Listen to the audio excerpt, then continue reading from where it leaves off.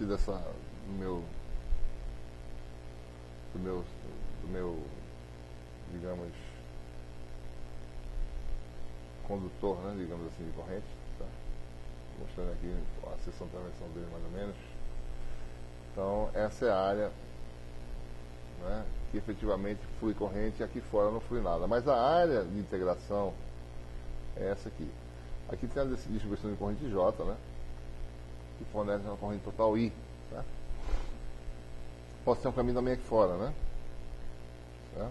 Então aqui está o caminho C, aqui está a área limitada pelo caminho C, e aqui está a área S, né? Limitada pelo caminho. Isso você pode ter também um caminho externo, certo? Né? Tá por fora aqui, ele volta aqui pela frente, né? E pega todo aí o meu. E você efetivamente pega toda a corrente aí. Tá?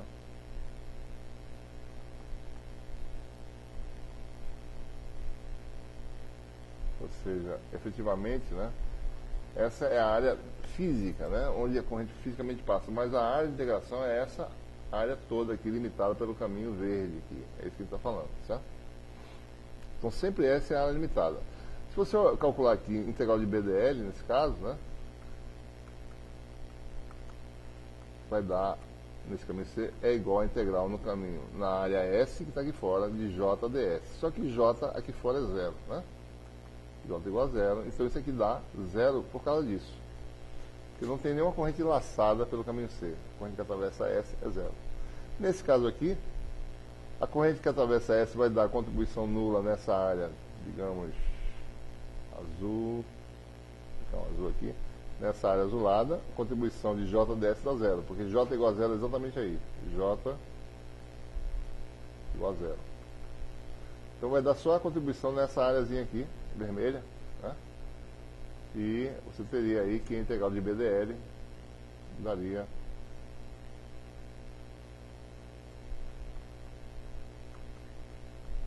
digamos menor, né, que μ0i, tá? Que tem um pedaço da corrente I menor do que I aqui, tá?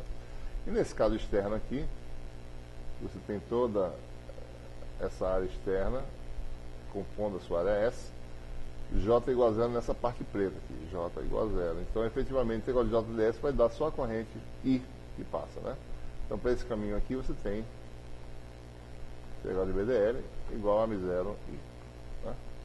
Então, observe, em todos os casos, eu estou integrando sempre na área limitada por C. Só que em parte dessa área, J igual a zero. Então, contribuição nessas partes vai dar zero. Tá? Tudo bem. É importante que vocês saibam utilizar essa lei circular Uniampere em calcular o campo de algumas distribuições de alta simetria. Por exemplo, né, se eu tivesse aqui um fio infinito de corrente, posso usar a lei de Ampere, que nesse caso se reduz a essa expressão, integral de BDL. Né? Depende, né? Se eu pegar um caminho fechado, seria uma circunferênciazinha, né, de raio R, né?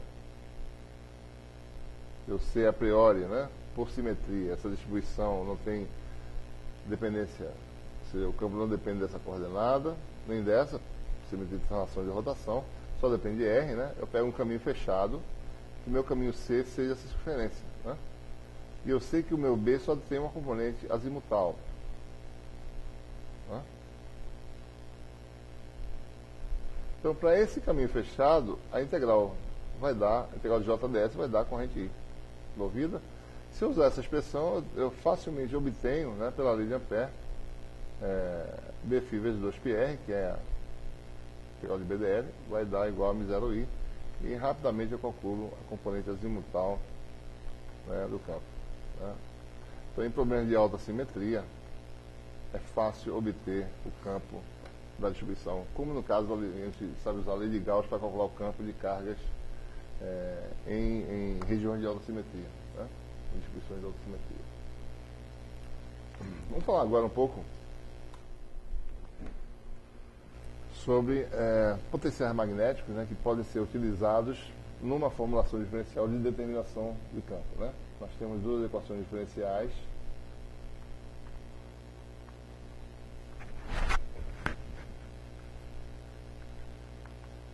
As equações são divergente é dado igual a zero e o rotacional de B igual a zero, né? Igual a zero, desculpe, igual a μ0j, né? Bom, em situações em que a corrente é nula, certo? Em regiões de espaço onde a corrente é nula, é possível, né? Por esse caso aqui, se j igual a zero, a gente pode resolver você tem agora então duas equações, né? Divergente de B igual a zero, né?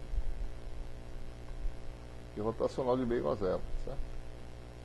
Então, se a fonte que produz o campo é distante, você pode usar um potencial, né? Uma vez que o rotacional de B é igual a zero, você pode usar um potencial escalar, né? Pode definir dessa forma. Ou com essa constante ou não, não tem muita importância, só essa função é uma função intermediária, certo? Isso aqui é mais para dar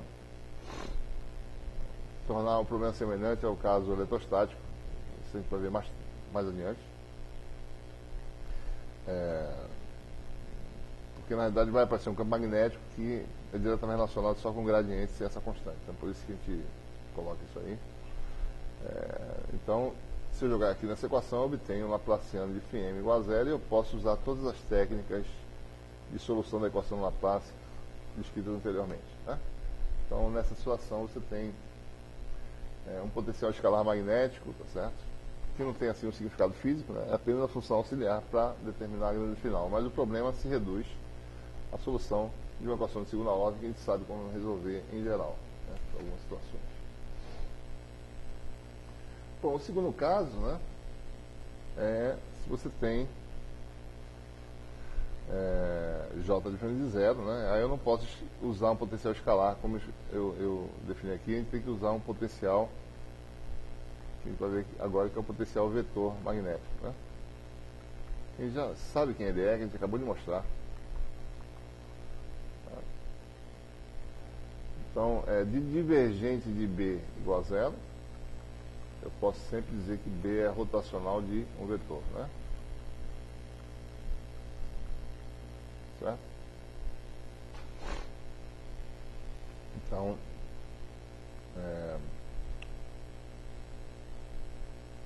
essa equação permite escrever isso aqui, né?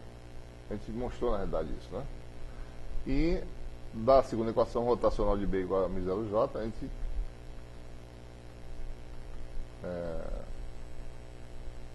tem que rotacional do rotacional de A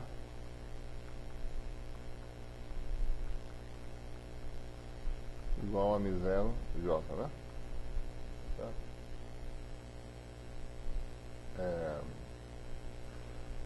Ora, isso aqui, como falamos antes, né? Gradiente do divergente de A menos Laplaciano de A igual a μ0j, né? Então, eu especifiquei A é um vetor que eu ainda não sei quem é, tá certo? Mas eu disse que o rotacional de A é dado, certo? É igual a B, né? A grandeza intermediária que a gente agora vai utilizar é esse vetor A chamado potencial vetor magnético, né?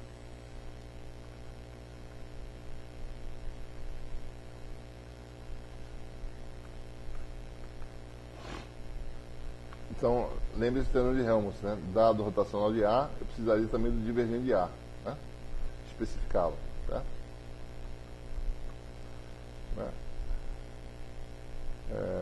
Então, essa escolha é arbitrária, mas não altera. O que quer que eu escolha para o divergente de A não vai alterar o rotacional de A, que é B, certo? Então, especificamente, eu posso escolher um tipo de situação em que o divergente de A é igual a zero, a minha conveniência. Em outras situações, quando a gente lidar com a equação da onda, pode ser que eu não queira que o divergente de A seja zero, seja conveniente escolher outra coisa para o divergente de A. Quando a gente está nesse regime em que o divergente de A é igual a zero, a gente vai ver isso adiante, isso é o chamado gauge, certo? O ponto de vista, né? De Coulomb.